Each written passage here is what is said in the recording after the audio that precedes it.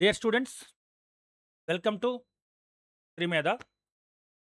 ఈ సెషన్‌లో నిన్న జరిగిన అంటే దట్ ఈస్ 14థ్ జూన్ జరిగినటువంటి సీఎంఏ ఫౌండేషన్ ఎగ్జామ్స్‌లో ఎకనామిక్స్ అండ్ మేనేజ్మెంట్ పేపర్ చూద్దామండి ఒకసారి రివ్యూ. అండ్ దానికి సరైనటువంటి కీ కూడా సెట్ చేద్దాము. అయితే ఈ పార్ట్‌లో ఈ వీడియో సెషన్‌లో నేను ఎకనామిక్స్ పార్ట్ వరకు కూడా మీకు అసలు పేపర్ రివ్యూ అండ్ అనాలిసిస్, దానికి సంబంధించిన కీ సెట్ చేయడానికి ట్రై చేస్తాను. సో, వన్ థింగ్ ఈజ్ ఈ పేపర్‌ని మనం ఒకసారి చూస్తే ఎకనామిక్స్ పేపరు అంటే తెలుసు కదండీ మనకి ఫస్ట్ 35 క్వెషన్స్ ఫ్రమ్ 51-85 మనకి ఎకనామిక్స్ క్వెషన్స్ ఉంటాయి. And next remaining 15 from management ఉంటాయి. సో, నేను ఎకనామిక్స్ వరకు ఇప్పుడు ఒకసారి మనం రివ్యూ చూద్దామనమాట. అనాలిసిస్ చేద్దాం. And one thing is to make sure CMA economics వచ్చేసరికి మనం ఇంతకుముందు ప్రీవియస్‌లీ కూడా కొన్ని పేపర్స్ చేసాం. ఆహ్, మనకొక వీడియో అప్‌లోడ్ చేయడం జరిగింది. దాంట్లో ప్రీవియస్ పేపర్స్ అండి. అంటే 2024లో ఇచ్చినటువంటి ఒక 2 papers and 2025 2 papers June and December మనం ఆల్రెడీ ఇక్కడ వీడియోలో దాని పేపర్ అనాలిసిస్ అండ్ కీని సెట్ చేయడం జరిగింది. అవి చూసేటప్పుడు మనం ఒకసారి ఆల్రెడీ అనుకున్నాం. దాదాపుగా 2024లో 2 పేపర్స్ కూడా వెరీ ఈజీ అండి. Very, very easy. Out of 35 questions చూస్తే 33, 34 questions are straight and very easy అండి. ఎప్పుడు 24లో కూడా. ఏదో 1, 2 బిట్స్ మాత్రమే కొద్దిగా లిటిల్ బిట్ ట్రిక్కీ అంతే. సో, వెరీ, వెరీ ఈజీ అనమాట. 2025కొచ్చేసరికి జూన్ పేపర్ కూడా సేమ్ అనమాట. Very, very easy. వేరాస్ ఎక్కడి నుంచి సీఎంఏ పేపర్ కొద్దిగా చేంజెస్ కనిపిస్తున్నాయంటే మనకి 2025 డిసెంబర్ అండి. రైట్. 2025 డిసెంబర్ పేపర్‌లో unlike the previous very, very dead easy papers లాగా కాకుండా కొద్దిగా ట్రిక్కీగా బిట్స్ కొన్ని అడగడం అడగడం జరిగింది. మనం చూసాం ఆల్రెడీ కంపారిటివ్‌లీ. సో, అలా అని చెప్పి ద పేపర్ నాట్ టఫ్ అండి. బట్ మోడరేట్ అని చెప్పొచ్చు. అంటే ఒక విధంగా ఔట్ ఆఫ్ 35 క్వెషన్స్ ఎప్పుడు కూడా 32, 33 క్వెషన్స్ పైగా ఈజీగా ఇచ్చేవాడు. ఇక్కడికొచ్చేసరికి ఏం చేశాడంటే ఒక 5 క్వెషన్స్ కొంచెం ట్రిక్కీగా అడిగాడు. Right. Okay. 30 questions okay. But ఒక 5 క్వెషన్స్‌ని కొంచెం ట్రిక్కీగా అడగడం జరిగింది. సో, ఆటోమేటిక్‌గా ఏంటంటే ఫీలింగ్ ఈజీగా ఇస్తున్నారు కాబట్టి మనం గనక ప్రీవియస్ పేపర్స్ కనుక ప్రాక్టీస్ చేసుకొని వెళ్ళినప్పుడు కొద్దిగా డిఫరెంట్‌గా మనం ఫీల్ అవ్వొచ్చనమాట. ఏంటి కొంచెం బిట్స్ ట్రిక్కీగా ఉన్నాయని. సో, అంటే 2025 డిసెంబర్‌లో ఎలా అయితే కొద్దిగా అంటే ఫ్యూ బిట్స్ కొంచెం ట్రిక్కీగా అడగడం అనేది స్టార్ట్ చేశాడో, ఇప్పుడు అదే ట్రెండ్ కంటిన్యూ చేశాడని చెప్పొచ్చండి. ఈ పేపర్ చూసినా కూడా కొన్ని బిట్స్‌ని కొంచెం డైరెక్ట్‌గా అడగకుండా అంబిగ్యస్‌గా అడగటం కూడా జరిగింది. సో, అలా అని చెప్పి పేపర్ అనేది టఫ్ కాదండి. It is okay. Easy to moderate అని చెప్పొచ్చు. సో, ఈజీగా ఉండే క్వెషన్స్ ఎలాగో స్ట్రెయిట్‌గానే ఉన్నాయి. బట్ మోడరేట్ కొన్ని క్వెషన్స్ అయితే గనుక కొంచెం ట్రిక్కీగా అడగడం అయితే కూడా జరిగిందనమాట. So that two high score అంటే అబోవ్ 90 ఈ ట్రిక్కీగా అడిగిన క్వెషన్స్ వల్ల నేను చెప్పేది ఎకనామిక్స్ గురించి, మేనేజ్మెంట్ గురించి కూడా మీరు చూస్తారు. మీకు మరింత క్లారిటీ వస్తుంది. సో, ఏదైనప్పటికి కూడా ట్రెండ్ అయితే కొద్దిగా చేంజ్ అనేది మనకి కనిపిస్తుంది. కొన్ని బిట్స్, ఫ్యూ బిట్స్ మాత్రం కొంచెం ట్రిక్కీగా అడుగుతున్నాడు అని అర్థమైంది. క్లారిటీ వచ్చింది. లెట్ అస్ సీ అసలు చూద్దాం ఒకసారి. ఆహ్, ఏవి చాలా స్ట్రెయిట్‌గా ఉండటం కూడా జరిగింది. పాస్ మార్కులయితే చాలా ఈవెన్ యావరేజ్ స్టూడెంట్ కూడా ఈజీగా పాస్ అయిపోవచ్చు. బట్ హై స్కోరింగ్‌కొచ్చేసరికి కొద్దిగా మనకి ఇబ్బంది పెట్టొచ్చనమాట. అంటే high scoring that like that more than 90కి కొద్దిగా అడిలా ఉంది. రైట్. లెట్ అస్ సీ ఒకసారి దీనికి ట్రై చేద్దాం. Economics is the study of science of wealth. కొద్దిగా జాగ్రత్తగా ఉండాలండి అంబిగ్విటీ. ఎందుకంటే గబుక్ మనకి పూర్తిగా బుక్ చదువుకొని ఎళ్ళాల్సొస్తుంది మెటీరియల్. అందుకే అన్నీ కూడా మార్క్ చేయడం జరిగింది వీలైనంత వరకు మాక్సిమం ఎక్స్‌టెంట్. సో, చూడగానే అడమ్ స్మిత్ అంటారండి. కానీ యాక్చువల్‌గా economics is the study of science of wealth అని చెప్పింది ఎవరండి? జేబీసే.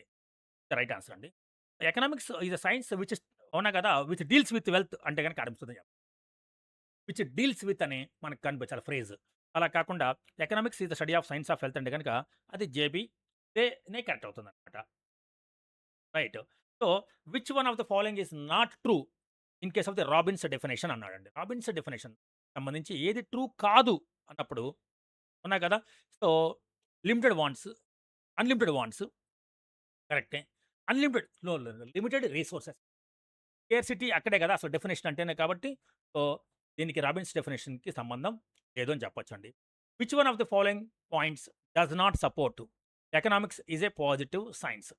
ఎకనామిక్స్ అనేది పాజిటివ్ సైన్సా? లేదా నార్మాటివ్ సైన్సా? అనే విషయంలో పాజిటివ్ సైన్స్ అంటే మనకి what is just what it is. అవునా గదా! It explains about the things as they are. అది ఉన్నట్టుగా చెప్తుంది. It does not relate to value judgements. అవునా గదా! యెస్. వాల్యూ జడ్జ్‌మెంట్స్ పాస్ చేయదు. It deals with what is right and no. Right and wrong అనేది అని జడ్జ్‌మెంట్స్ ఇచ్చేది ఎవరండి? And what it should be. What it is కాదు. What it should be అనేది ఏంటండి? Normative science. కాబట్టి ఇది పాజిటివ్ సైన్స్ కాదు కాబట్టి ద రైట్ ఆన్సర్ ఈస్ ఇది దీనికి పాజిటివ్ సైన్స్‌కి సంబంధం లేదని చెప్తాం అన్నమాట. Which one of the following is an example of national wealth అండి. Wealth owned by entirely the nation అన్నమాట. నాట్ ఎవరిది ఏ ఒక్కరిది కాదు. So, it is the public educational institutions ఏవైతే ఉంటాయో, దేశంలో ఉన్నటువంటి అక్రాస్ ద కంట్రీ ఉన్న యూనివర్సిటీస్ కావచ్చు, ఇటువంటి గవర్నమెంట్ ఆల్ ఇన్‌స్టిట్యూషన్స్ దేనికి సంబంధించిన నేషనల్ హెల్త్ కింద లెక్కలోకొచ్చింది. Increase in the real capital stock is with real investment అవుతుంది కదా! అండ్ మూవ్ ఆన్ టు 56 అంటే the consumer demands more goods when price is less. And అవునా గదా! ప్రైస్ లెస్ అయితే more goods and price more అయితే less goods. ఆటోమేటిక్‌గా demand curve ఏమవుతుంది? The inverse relation అవుతుంది. ద డిమాండ్ కర్వ్ లెఫ్ట్ నుంచి రైట్‌కి. If one good is used in the place of the another good అవునా కదా! దెన్ ఇట్ ఈస్ కాల్డ్ ఏమంటారండి? Substitute good అంటాము. In the case of luxury goods in elasticity ఎలా ఉంటదండి? Luxury గూడ్స్‌కి elasticity greater than అవునా గదా! లగ్జరీ గూడ్స్ అయితే. Setting the price లో in order to attract customers and కొత్తగా ఒక ఫర్మ్ ఒకసారి ఏం చేస్తుందంటే ఒక మార్కెట్‌లో కొత్త ఫర్మ్ వచ్చినప్పుడు generally practices initially low price అన్నమాట to gain the market share or to attract the customers the beginning. Once it gains market share ఆటోమేటిక్‌గా మళ్ళీ పెంచుతారు. సో, స్టార్టింగ్‌లో లో ప్రైస్ పెట్టడాన్ని ఏమంటారండి? పెనట్రేషన్ ప్రైసింగ్ అంటారు. అవునా? స్టార్టింగ్ హై ప్రైస్ పెడితే దీనికి ప్రైస్ స్కిమ్మింగ్ అంటారు. ఇది లో ప్రైస్ కాబట్టి. On the basis of the competition. కాంపిటీషన్‌ని బేస్ చేసుకొని మార్కెట్స్ ఆర్ బేసికల్లీ ఎన్ని టైప్స్ అండి? టైప్స్ అన్నమాట. Competition perfect competition markets and imperfect competition markets. So, first 10 bits కూడా చాలా ఈజీగా అన్నమాట. So, in the long run equilibrium of a firm. So, break even కూడా అంటున్నారు. అంటే నో ప్రాఫిట్, నో లాస్ లేదా నార్మల్ ప్రాఫిట్స్ అంటాం కదా! Average cost is equal to average revenue. Average cost అయితే గనక మనం నో క్లోజ్ సబ్స్టిట్యూట్స్ ఎక్కడండి? Monopoly market. So, straight questions again 12. If the price is decreased by the seller to sell more output then అవునా? అసలు ముందు ప్రైస్‌ని తగ్గిస్తున్నాడు లేదా ప్రైస్‌ని పెంచుతున్నాడు అంటే ప్రైస్ మేకర్స్ అయ్యుండాలి. అండ్ ప్రైస్ మేకర్స్ ఎవరైనా సరే other than perfect competition markets where AR is equal to MR ఉంటుంది. In imperfect competition markets price decide చేస్తుంటే గనుక ఆటోమేటిక్‌గా టు సెల్ మోర్ ప్రైస్ తగ్గించుకోవాల్సొచ్చిద్ది. ఆటోమేటిక్‌గా AR curve and MR curve both are falling వస్తాయి. Should be 63 అవుతుంది. Gas industry is an example of. So, ఇక్కడ gas industry is an example of మనకెన్ని Indian కాంటెక్స్ట్‌లో తీసుకుందామండి. జనరల్‌గా ఇక్కడ చెప్పాలన్నమాట. ఇండియాస్ కాంటెక్స్ట్ ఏంటని. బట్ గ్యాస్ గాని, పెట్రోలియం కానీ మనం గమనించొచ్చు కదా! పెట్రోలియం లేదా గ్యాస్ అనేది మనకి there are few firms in the market కదా! అలిగోపలి కింద కన్సిడర్ చేయాలి. According to dash each producer can lower the price until the price is equal to the cost of production అన్నాడు. వెటరాండ్ మోడల్ అనమాట. ఒకళ్ళు price తగ్గించుకుంటూ వెళ్తారు. చివరికి ఎక్కడి దాకా తీసుకెళ్తారండి? కాస్ట్ ఆఫ్ ప్రొడక్షన్‌తో సమానం అయ్యేదాకా అనమాట. ఇంకా తర్వాత ఎవరు తగ్గించలేరు కదా! ఓకే. రైట్. సో, బెటరాండ్ మోడల్ ప్రకారం ఏంటంటే ప్రైస్ విషయంలో ఆహ్, ప్రైస్ తగ్గించుకుంటూ వెళ్ళడం అనేది జరుగుతుందనమాట. Right. So, and then imperfect knowledge of the buyers. Imperfect knowledge ఎక్కడొస్తుంది? పర్ఫెక్ట్ నాలెడ్జ్ అంటే పర్ఫెక్ట్ కాంపిటీషన్. వేరాస్ అవునా కదా! పర్ఫెక్ట్ కాంపిటీషన్ మార్కెట్‌లో కాకుండా మోనోపోలిస్టిక్ కాంపిటీషన్ మార్కెట్ ఉంది కదా! అక్కడ మనకి సో, ఇంపర్ఫెక్ట్ నాలెడ్జ్ ఉంటుంది. ఈ సోప్ ఏంటి? ఆ సోప్ అంటే ఎలా ఉంటది? ఇందులో ఏది బెటరు? అనేది అంతగా మనకి నాలెడ్జ్ ఉండాల్సిన లేదనమాట. సో, బ్లాక్ అంటే ఏంటండి అసలు? దానికి సంబంధించింది. బ్లాక్ ప్రైసింగ్ అంటే క్వాంటిటీని బేస్ చేసుకొని అంటాం కదా! Price discrimination based on the customer అన్నాం అనుకోండి మనం ఫస్ట్ డిగ్రీ అంటాం. Based on quantity as per CMA గనక మనం చూస్తే గనక క్వాంటిటీని బేస్ చేసుకొని అంటే ఎంత క్వాంటిటీ కొంటే ఇంత ప్రైసు. బట్ ఇంత క్వాంటిటీ కొంటే ఇంత ప్రైస్ అన్నాం అనుకోండి. దాన్ని ఏమంటారంటే బ్లాక్ ప్రైసింగ్ అని కూడా అంటారు. So, it is second degree of price discrimination మనం బ్లాక్ ప్రైసింగ్ అని కూడా అంటాం అనమాట.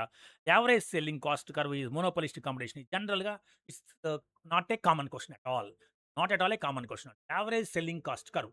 యావరేజ్ సెల్లింగ్ కాస్ట్ అసలు మనకి ఎప్పుడు మనకి అన్ని రకాల కాస్ట్ వస్తాయి కానీ, సెల్లింగ్ కాస్ట్ ఉంటాయి కదా! సెల్లింగ్ కాస్ట్‌లు యావరేజ్ సెల్లింగ్ కాస్ట్ అనేది నిజంగా చెప్పాలంటే to frank even if you search in any Google కదా! మీరు సెర్చ్ చేసినా కూడా మనకెప్పుడు కూడా ఇది ప్రాపర్‌గా ఇదే షేప్‌లో ఉండాలని లేదండి రూల్.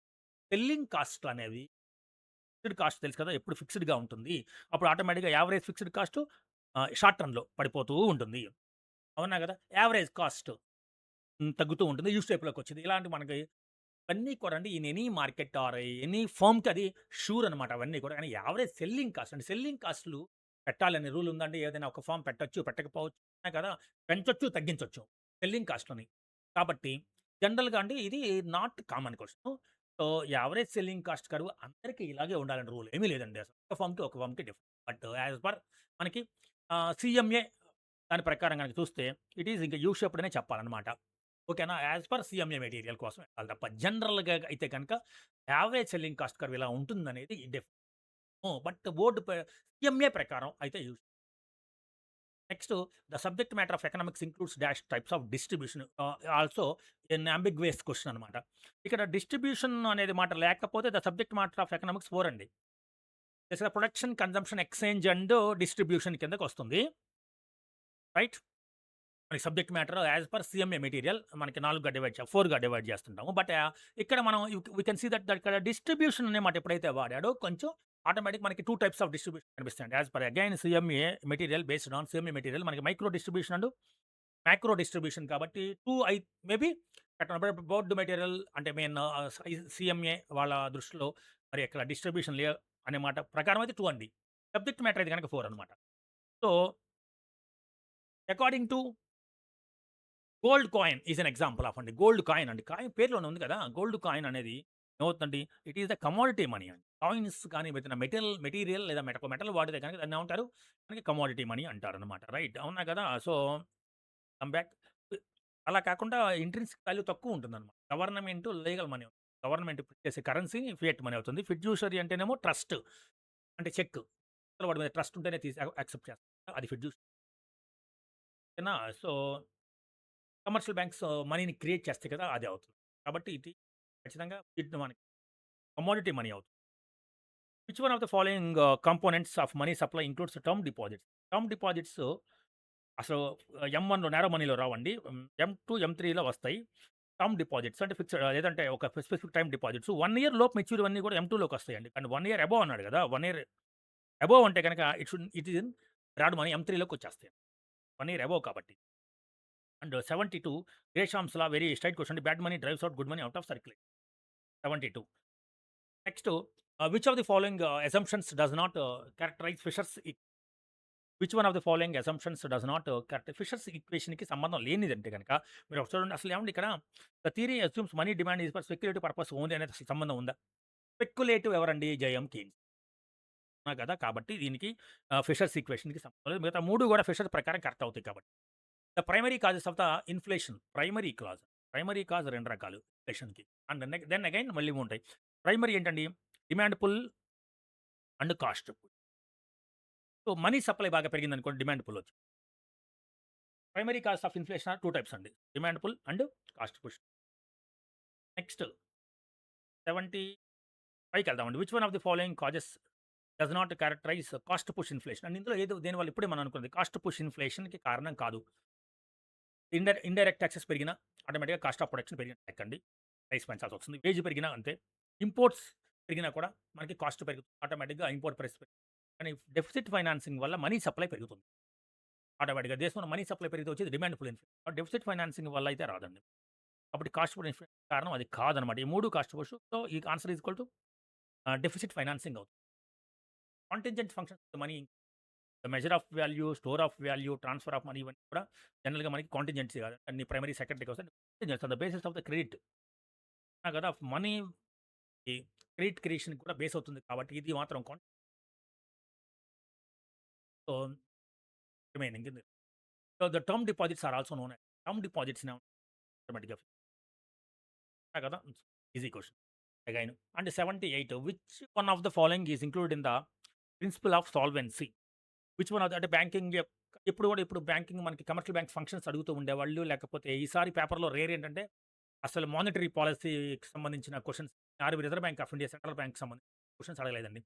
ఎప్పుడు కూడా ఇందులో ఏది మానిటరీ పాలిసీలో క్వాంటిటేటివ్ టూల్స్ ఏమున్నాయి? Like CRR, SLR, repo rate repo, bank rate, open market operate. ఇందులో ఏది క్వాంటిటేటివ్ కాదు, ఏది క్వాలిటేటివ్ లైక్ మోరల్ సుయేజన్ లాంటివి కానీ, రేషనింగ్ ఆఫ్ క్రెడిట్ కానీ ఇట్లాంటివి ఏమి అడగలేదండి ఈసారి. సో, ఇవి జనరల్‌గా ఎప్పుడు కూడా వీటి మీద ఫస్ట్ టైమ్ ఎప్పుడు ఏమడిగాడంటే కమర్షియల్ బ్యాంక్‌కి సంబంధించినటువంటి ప్రిన్సిపల్స్ మీద క్వెషన్ అడిగాడన్నమాట. ప్రిన్సిపల్స్ ఆఫ్ సాల్వెన్సీ అంటున్నాడు కాబట్టి commercial bank should maintain required capital అండి. ఎప్పుడు కూడా తను రన్ చేయడానికి, బిజినెస్ రన్ చేయడానికి లెక్కలోకొచ్చింది. Which one of the following functions of a central bank not comply with the banker to the government. అంటే ఇందులో మనకి reserve bank of India act bankers bank ఉంటుంది. And banker to the government ఉంటుంది. అవునా కదా! Banker to the government and bankers bank. ఇందులో does not comply with the banker to the గవర్నమెంట్‌కి సంబంధించింది కాదంట. గవర్నమెంట్ బ్యాంకర్‌కి దీనికి రిలేషన్ లేదు. ఏ హెడ్డింగ్ లేదు. అవునా కదా! It maintains the accounts of the government. అది గవర్నమెంట్ సంబంధించింది. టు ఇష్యూ న్యూ లోన్స్ గవర్నమెంట్‌కి లోన్స్ ఇస్తుంది. గవర్నమెంట్ యొక్క డెట్స్ అన్నీ కూడా తను మేనేజ్ చేస్తుంది.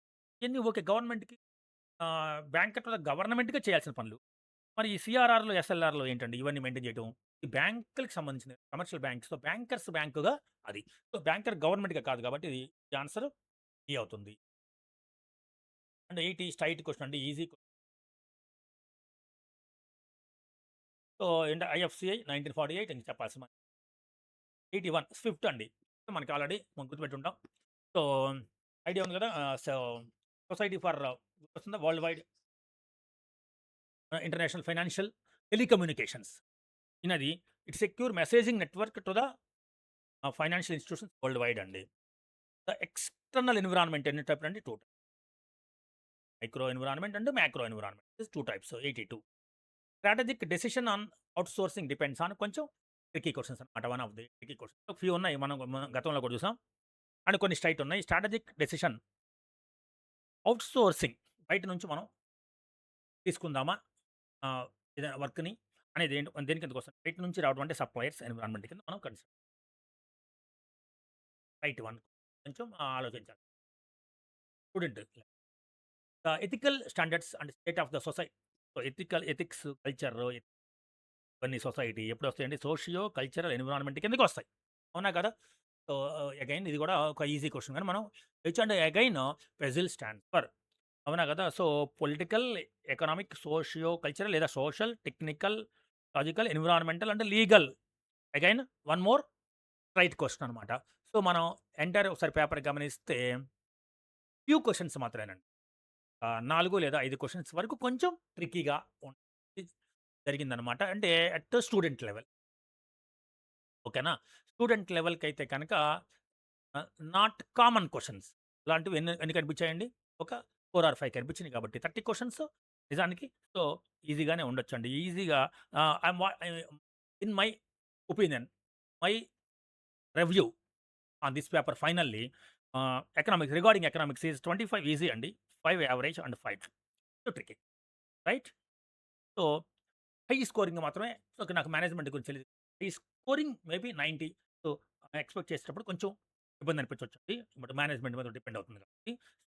పాస్ అయితే very right. So, thank you one and all. Hello students, welcome to Srimeda Digital Classes. Today we are going to discuss about Fundamentals of Management question paper and its answers for the term June 2026. First is first, paper అనేది మరీ టఫ్గా ఇవ్వలేదు, మరీ ఈజీగా ఇవ్వలేదండి, మోడరేట్గా ఇచ్చారు. Now we'll discuss one by one question. Okay?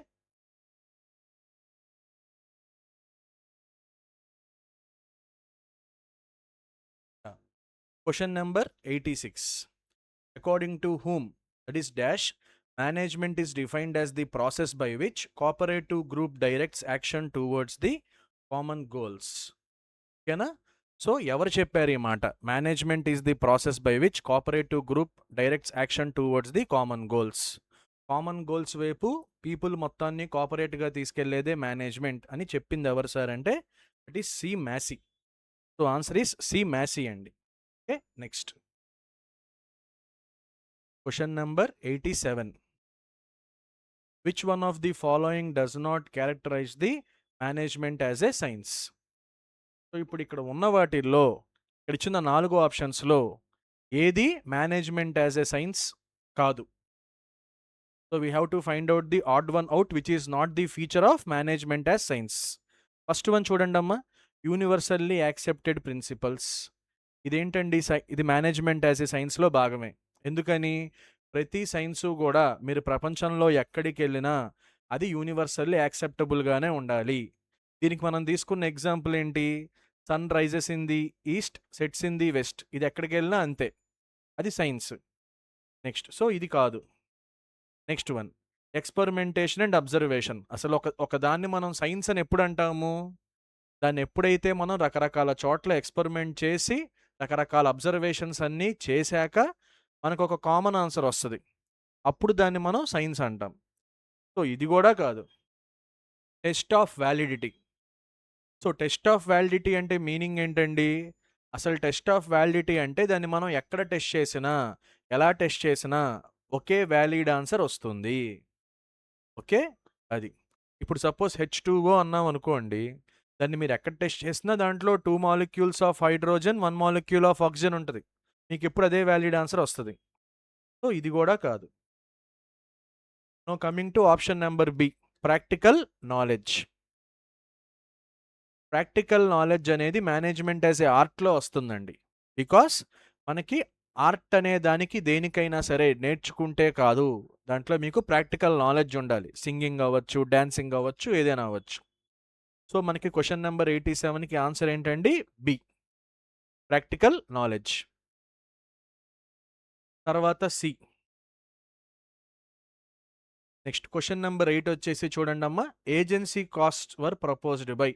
అసలు agency cost అంటే ఏంటి sir? That is the cost incurred to maintain the agents. మన ఆర్గనైజేషన్లో ఏజెంట్స్ని మెయింటైన్ చేయడానికి, వాళ్ళని కంట్రోల్ చేయడానికి అయ్యే ఖర్చులను ఏమంటాం? ఏజెన్సీ కాస్ట్ అంటాం. ఈ కాన్సెప్ట్ మనకి చెప్పింది ఎవరు? సో దీని ప్రకారం చూస్తే మనకు ఆన్సర్ ఏంటండి? That is B, Jensen and Meckling. B, Jensen and Meckling. Answer is B. Okay.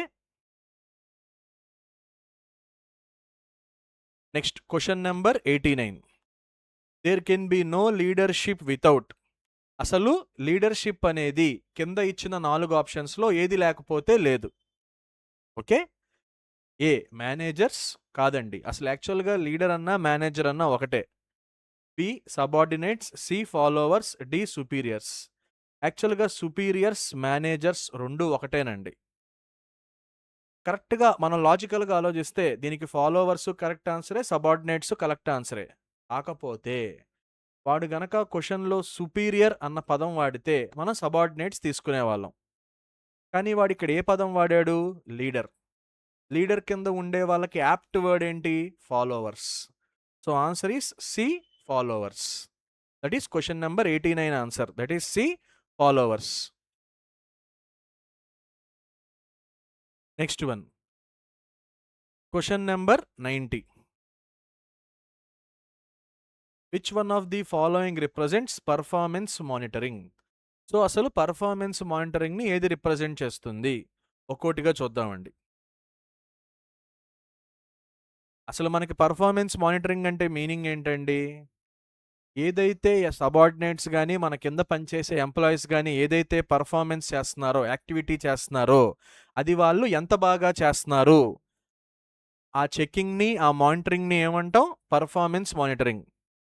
అది దేనికోసం చేస్తాను సార్? ఆన్సర్ ఈస్ బి అండి. It aims to assess. దీని మెయిన్ ఆబ్జెక్టివ్ ఏంటి? It aims to assess the changes brought about by A project. Okay. So ఇక్కడ point, sorry అండి, the answer is ఏ అండి, sorry. It aims to provide the information need to deal with the problems. So మనం performance monitoring ఎందుకోసం చేస్తాం sir అంటే, మనకి ఏమైతే problems ఉన్నాయో మేనేజ్మెంట్లో, ఆ మేనేజ్మెంట్లో ఉన్న ప్రాబ్లమ్స్ని డీల్ చేయాలి అంటే మనకు కొంత ఇన్ఫర్మేషన్ కావాలి. ఆ ఇన్ఫర్మేషన్ మనకి ఎక్కడి నుంచి వస్తుంది? When we monitor the performance of the employees. So question number 90కి ఆన్సర్ ఏంటండి? A. It aims to provide the information need to deal with the problems. Okay, so answer is A.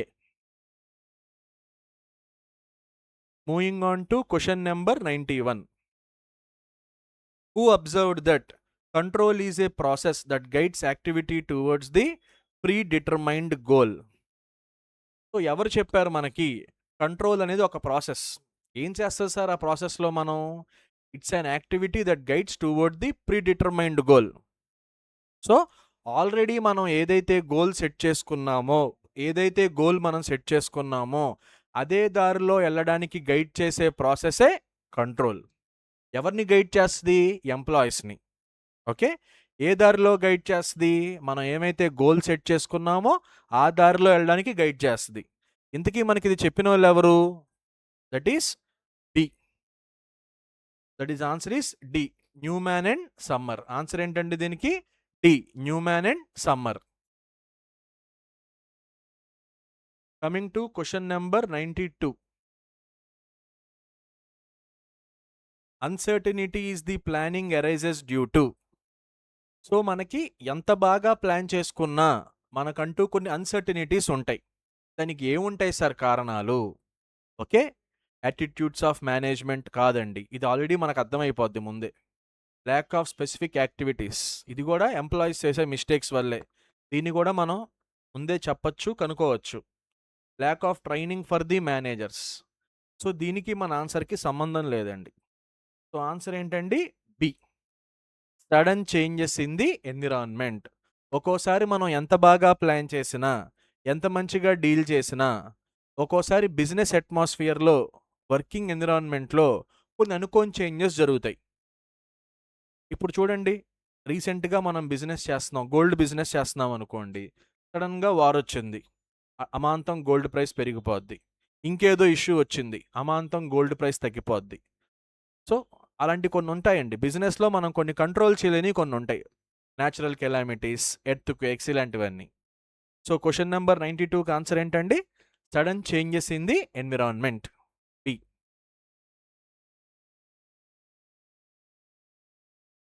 So which one of the following is an example of controllable premises of the planning? మనకి question number 93లో ఏమడుగుతున్నారండి? Controllable premises of the ప్లానింగ్లో ఇచ్చిన వాటిల్లో correct example ఏంటి? అసలు premises అంటే meaning ఏంటి sir? Premises are the working assumptions. మనం పనిచేస్తున్న ప్లేస్లో అజంప్షన్స్ ఏంటి, రిస్ట్రిక్షన్స్ ఏంటి, కన్స్ట్రెయింట్స్ ఏంటి, అన్నిటినీ మనం ఏమంటాం? ప్రిమైసెస్. దాన్ని గనక మనం కంట్రోల్ చేయగలిగితే మన ప్లానింగ్తో, వాటిని కంట్రోలబుల్ ప్రెమైసెస్ అంటారు. సో స్ట్రైక్, దాన్ని మీరు కంట్రోల్ చేయగలరా అండి? కొంతవరకే కంట్రోల్ చేయగలరు. ఇది యాక్చువల్గా మనకి సెమీ కంట్రోలబుల్ కిందకు వస్తుంది.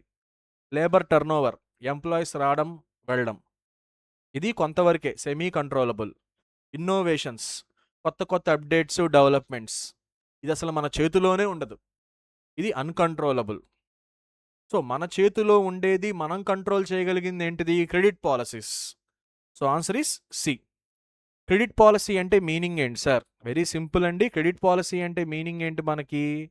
క్రెడిట్ పాలసీ మీన్స్ మనము ఒక పర్టిక్యులర్ కస్టమర్కి కానీ, ఒక పార్టీకి కానీ అప్పు ఇవ్వాలి అంటే ఎన్నాళ్ళ వరకు క్రెడిట్ ఇస్తాము? 50 డేసా, 70 డేసా? ఒకవేళ లేట్ అయితే ఎంత పర్సెంటేజ్ ఎక్స్ట్రా ఛార్జ్ చేయాలి? ఇంట్రెస్ట్ 10%, 15, 14? ఇలాంటివన్నీ మనం ముందే ప్లాన్ చేసి పెట్టుకుంటాం.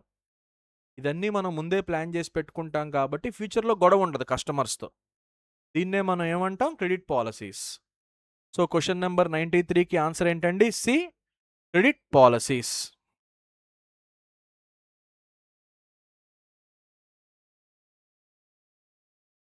Question number 94. Who defines organizing as establishing the effective authority relationship among the selected works, persons, workplaces in order that the group can work together effectively? So మన group of employees కనుక ఎఫెక్టివ్గా కలిసి పని చేయాలి అంటే వాళ్ళకి అథారిటీ అంటే superior ఎవరు, సబార్డినేట్ ఎవరు, ఎవరెవరికి ఏ వర్క్ ఇవ్వాలి, ఎవరు ఏ ప్లేస్లో పని చేయాలో, ఈ మొత్తాన్ని ముందే ఆర్గనైజ్ చేయడాన్ని ఏమంటాం? ఆర్గనైజింగ్ అంటాం. ఈ మాట మనకి చెప్పింది ఎవరు? సో దీంట్లో మనకి ఆన్సర్ వచ్చేసి ఏ అండి, టెర్రీ. వీడి మొత్తం పేరు వచ్చేసి George R Terry. So George R Terry is the answer.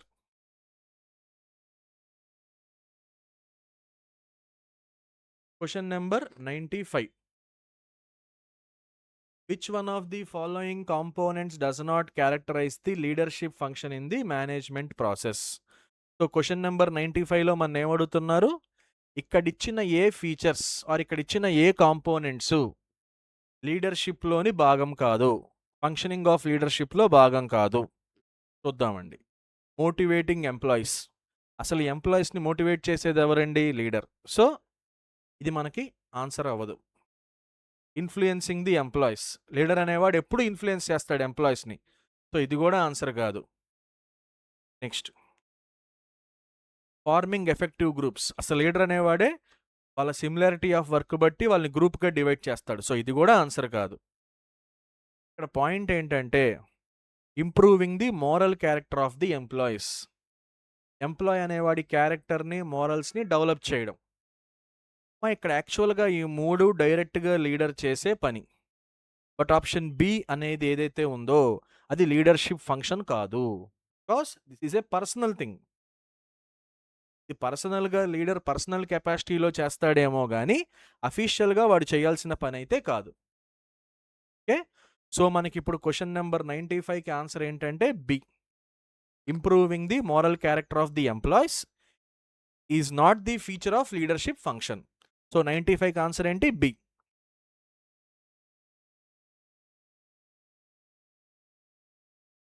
Coming to question number 96. Who observed that the communication is the process whereby decisional premises are transmitted from one member of an organization to another? So మనకి క్వశ్చన్లో ఏం చెప్తున్నారు, communication is the process. ఆ ప్రాసెస్లో ఏం జరుగుద్దంట, ఒక person అక్కడ ఏమైతే కండిషన్స్ ఎజంప్షన్స్ ఉన్నాయో దాని ప్రకారం కొన్ని డెసిషన్స్ తీసుకుంటాడు. ఆ డెసిషన్స్ అనేవి ఒక మెంబర్ నుంచి ఇంకొక మెంబర్కి ట్రాన్స్ఫర్ అవుతూ ఉంటాయి. వాడు ఇంకో పర్సన్కి చెప్తాడు. ఇట్లాగ ట్రాన్స్ఫర్ అవ్వడం, ట్రాన్స్మిట్ అవ్వడం, దీన్నే మనం ఏమంటాం, కమ్యూనికేషన్. సో మనకి ఇది చెప్పింది ఎవరండి, సెడ్ బై సైమన్. అతని మొత్తం పేరు Herbert A Simon. So question number 96కి ఆన్సర్ ఏంటి, A Simon. Moving on to question number 97. Which one of the following complies with the principle of direct contact in coordination? Okay, so మనకి దీంట్లో ఇప్పుడు ఏం చెప్తున్నారండి,